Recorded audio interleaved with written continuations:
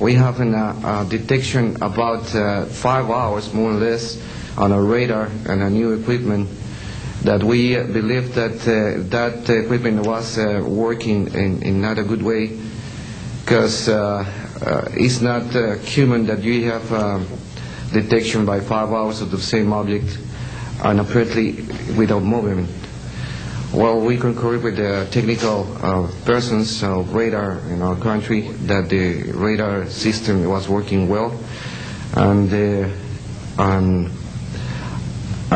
was very exciting, and we surprised when at the next day we received information about a periodist named Jaime Maussan that is studied these cases in Mexico, about that a sighting from a lot of people in the Metepec city. There is another point located southeast of the Toluca airport, about a sighting of the big flying saucer, apparently 50 meters of diameter, then for a lot of people, and that led the trashes something in the ground. Well, next November 24 of 1994, we have on service officially our new radar system, and after that moment we have information very exactly about of these sightings at the same time with the pilots and detections. That's why I'm here, because we consider in my country that this is very dangerous. We have a lot of more cases, but I don't want to use more time in this.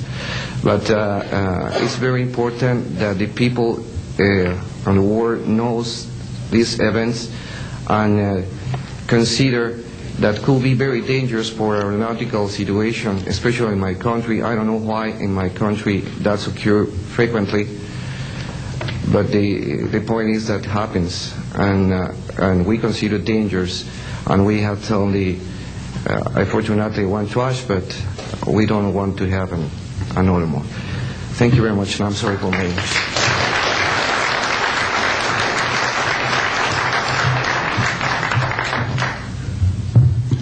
My name is Graham Bethune. I'm a retired Navy commander, pilot, had a top secret clearance. 50 years ago, February the 10th, 1951, I was flying from Keflavik, Iceland to Argentia, Newfoundland. It was at night, it was dark. About 300 miles outside of Argentia, I saw a glow on the water, like approaching the city at night. As we approached this glow, it turned to a monstrous circle of white lights on the water. We watched this for a while. The lights went out. There was nothing on the water. Next thing we saw was a yellow halo, small, much smaller than whatever it was launched from, and that was 15 miles away, up to our altitude. Because of the trajectory, I disengaged the autopilot, shoved the nose over to try to go under this thing. At that time, I heard a noise underneath. I thought maybe it hit us. It was actually some of the crew members ducking, and they collided, and a couple of them were injured. Then it appeared over to the right and moved out slowly and flew with us. It was still not at our altitude, but we could see the shape of it. It had a dome. We could see the coronal discharge. I went back aft to let the other pilot, Al Jones, take my seat to see what the passenger's reaction was. Came back to the cockpit, told him not to report anything, simply because what the psychiatrist had said to me, maybe they would lock us up. So basically, the instruments in the cockpit, we had 4 or 5 failures. In the area of magnetic compass, the electromagnetic effect, in area of directional finders, and this type of thing. The craft was tracked by radar in excess of 1,800 miles an hour. It never did get to our altitude. We had 31 passengers, plus the psychiatrist and the crew members, that all cited this at different areas. When we landed at Argentia, Newfoundland, we were interrogated by the Air Force, an excellent interrogation, Captain Paulson. When we landed at the Naval Air Test Center here at Patuxent River, we were required by Navy intelligence to make out individual reports. Out of the National Archives, I have the 18-page official Navy and Air Force report. I made up a report to straighten out all the truth. There's a stack of books out there this high that have written all of this up. So the truth is here. I will testify under oath before Congress that everything that I have said is true.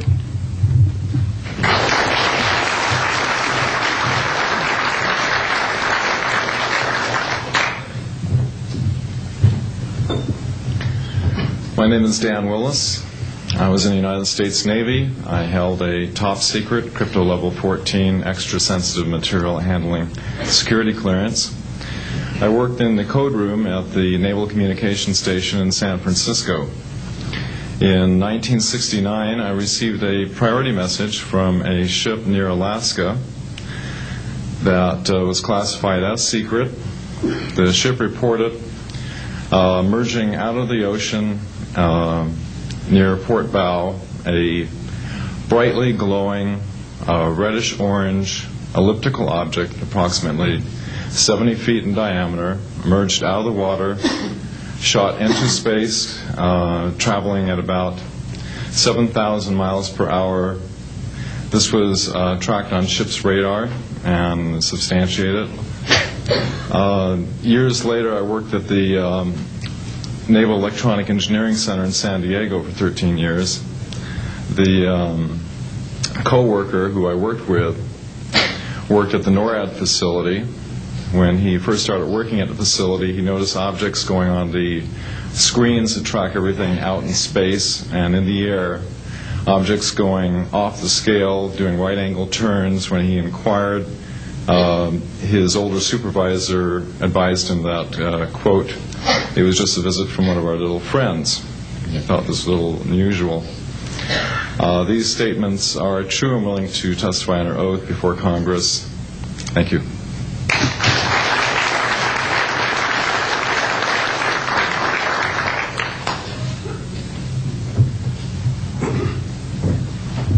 My name is Don Phillips. I was in the United States Air Force and had worked with certain intelligence agencies of the United States government. Prior to my Air Force, prior to joining the Air Force, I worked for the famous Lockheed Skunk Works. And I was working for them when I was attending college, and I worked for them in the capacity as a design engineer. It was one of my proudest moments of my life to work with a man by the name of Kelly Johnson. A lot of you might be familiar with that. It turns out that the models of aircraft that we were building, as you know, were all classified, were in the deep black, and that I came in on the end of the U-2 project. My main project was known later as the SR-71.